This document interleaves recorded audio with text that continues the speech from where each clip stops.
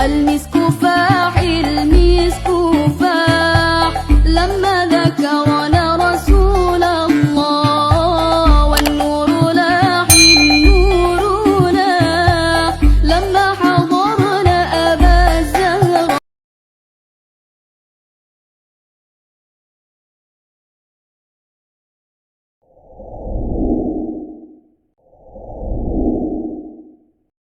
Assalamualaikum warahmatullahi wabarakatuh.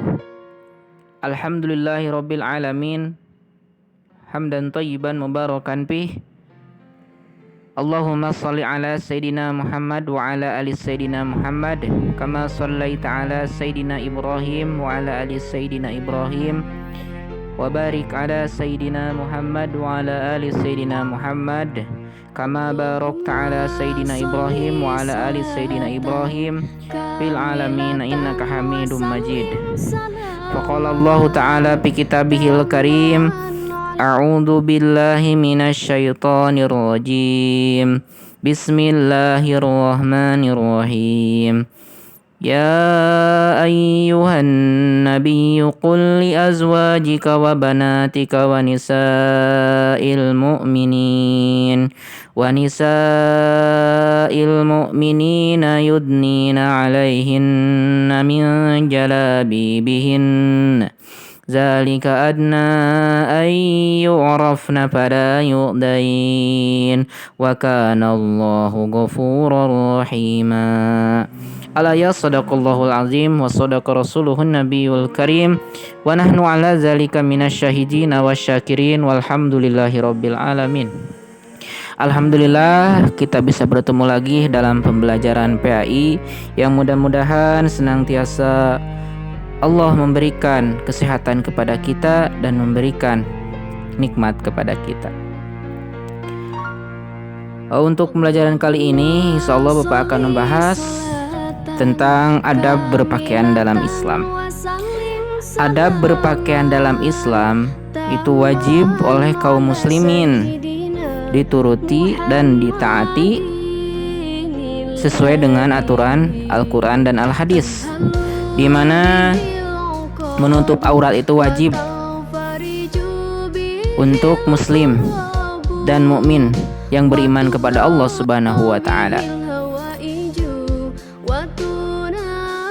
Makanya dari itu kita semua wajib mengetahuinya apa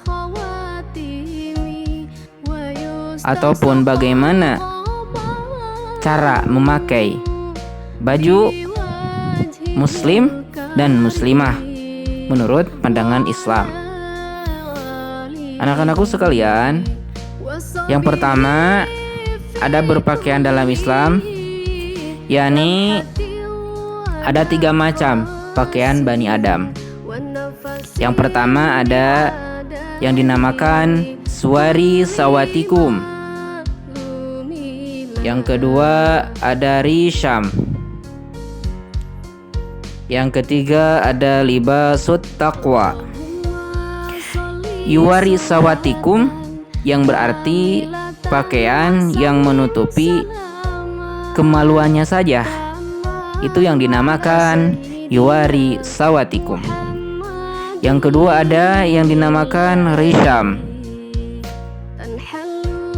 Risham pakaian yang menutupi aurat tapi tidak semestinya tidak mengikuti ajaran Islam ataupun tidak sesuai dengan syariat Islam. Itu yang dinamakan risham. Yang ketiganya libasut taqwa, yakni pakaian ketakwaan kepada Allah Subhanahu wa taala yang sesuai aturan Islam ataupun syariat Islam yang merujuk kepada Al-Quran dan Al-Hadis. Itu ada 3, yuwari sawatikum, risham, libasut taqwa. Yang 3-tiganya yang dicintai oleh Allah Subhanahu wa taala, yakni libasut taqwa, pakaian yang menutupi aurat dengan penuh ketakwaan kepada Allah Subhanahu wa taala. Di sini ada beberapa yang akan dibahas. Yang pertama, pakaian yang sesuai syariat Islam untuk menutupi jilbab. Jilbab secara etimologi ialah pakaian longgar untuk menutupi seluruh tubuh perempuan kecuali wajah dan telapak tangan. Kata Imam Syafi'i disebutkan jami'u badaniha ila wajhin wa yadain. Seluruh tubuh perempuan kecuali wajah dan telapak tangan. Itu menurut madhab Imam Syafi'iyah dalam kitabus Safinatun Najah. Yang kedua, aurat dalam hukum Islam bagian tubuh yang harus ditutupi atas perintah Allah Subhanahu wa taala. Ini ada secara etimologinya. Terus, hukum menutup aurat dalam Islam adalah wajib. Sedangkan wajib, apa saja yang dikerjakan oleh kita maka akan mendapatkan pahala. Dan apa yang ditinggalkan oleh kita secara sengaja maka akan mendapatkan siksaan dari Allah Subhanahu wa taala. Untuk yang pertama, untuk menjaga kehormatan, memelihara kesopanan dan menjaga diri. Ini identik dengan hukum menutup auratnya. Tujuannya untuk apa ini? Tujuannya untuk menjaga kehormatan dan untuk memelihara kesopanan dan menjaga diri. Yang kedua, untuk menghindari diri dari perbuatan zina. Otomatis ketika menutup aurat itu untuk menghindari diri dari perbuatan zina, pandangan mata dari kaum laki-laki ataupun kaum perempuan. Ini sewajibnya kita harus menutupi aurat. Terus yang ketiga, membedakan kaum muslimin dan non-muslim.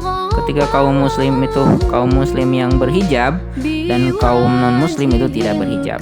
Itu dibedakan oleh pandangan Islam. Yang keempat adalah perintah Allah Subhanahu wa taala dalam Al-Qur'an. Makanya wajib kita tahu untuk memakai baju sesuai dengan aturan Islam. Di sini ada batasan aurat ataupun batasan sebagaimana dalam madhab Imam Syafi'i disebutkan ada dua batasan aurat diantaranya. Batasan aurat laki-laki dari pusar sampai lutut, baina surah wa rukbah. Batasan aurat perempuan seluruh tubuh kecuali wajah dan telapak tangan. Itu batasan laki-laki, batasan aurat perempuan. Dalil tentang berjilbab. Ini dalam Al-Qur'an surah Al-Ahzab ayat 59. A'udzu billahi minasyaitonir rajim. Bismillahirrahmanirrahim. Ya ayyuhan nabiyyu qul li azwajika wa banatika wa nisa'il mu'minina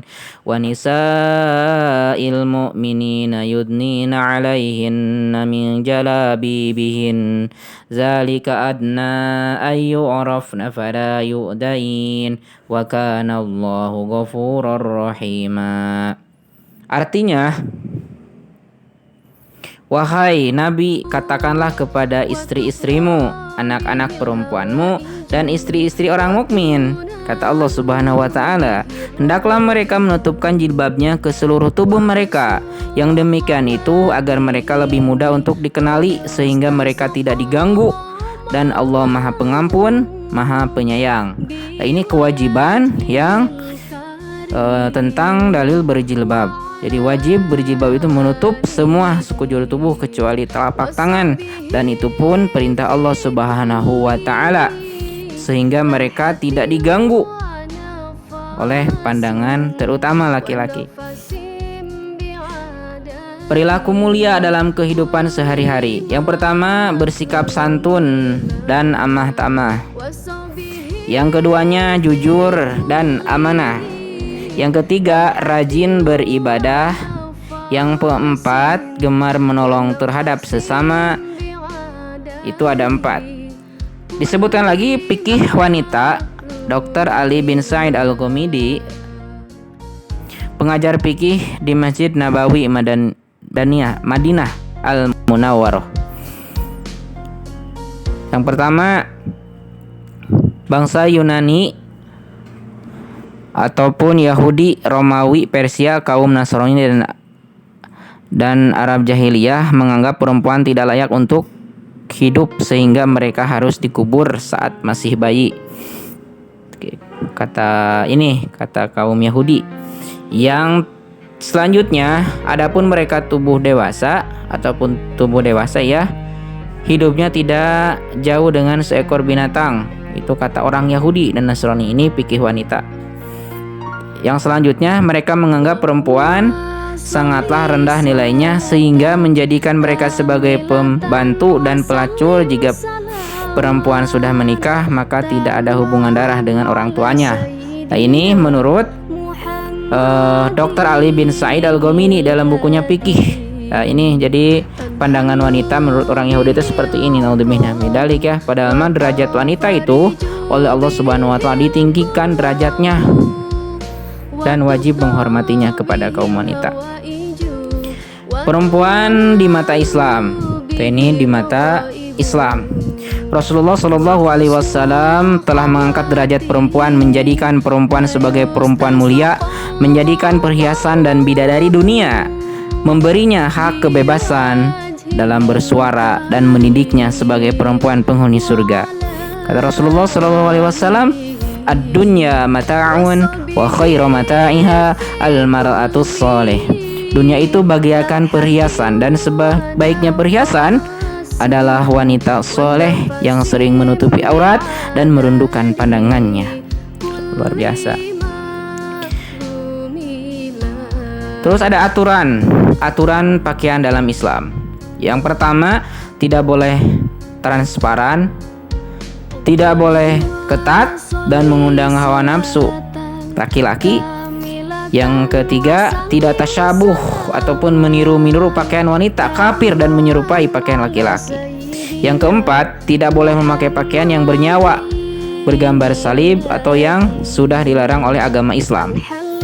Nah, ini aturan pakaian dalam Islam tuh ada 4 yang tadi dibahas. Selanjutnya, perempuan yang menutupi aurat nanti akan menjadikan kecantikan dalam tubuhnya. Yang keduanya akan semakin anggun dilihatnya. Yang ketiga akan semakin dermawan dilihat oleh manusia ataupun dipandang oleh Allah Subhanahu wa taala. Perempuan yang menutupi aurat ini akan menimbulkan fitnah dari kaum laki-laki yang pikirannya hal-hal negatif. Jadi kata laki-laki itu ataupun kata laki-laki yang tidak mempunyai keimanan yang rendah akan memfitnah perempuan yang menutupi aurat itu pelecehan seksual. Ini menurut laki-laki yang tidak beriman kepada Allah Subhanahu wa taala, sehingga akan terjerumus untuk masuk ke jurang kegelapan. Jazakallahu khairan katsira kepada semua pendengar, dan mudah-mudahan dari awal sampai akhir ada manfaatnya, khususnya untuk diri Bapak, umumnya untuk kita semua. Amin ya Allah ya rabbal alamin. Cukup sekian. Wabillahi taufiq wal hidayah. Wassalamualaikum warahmatullahi wabarakatuh.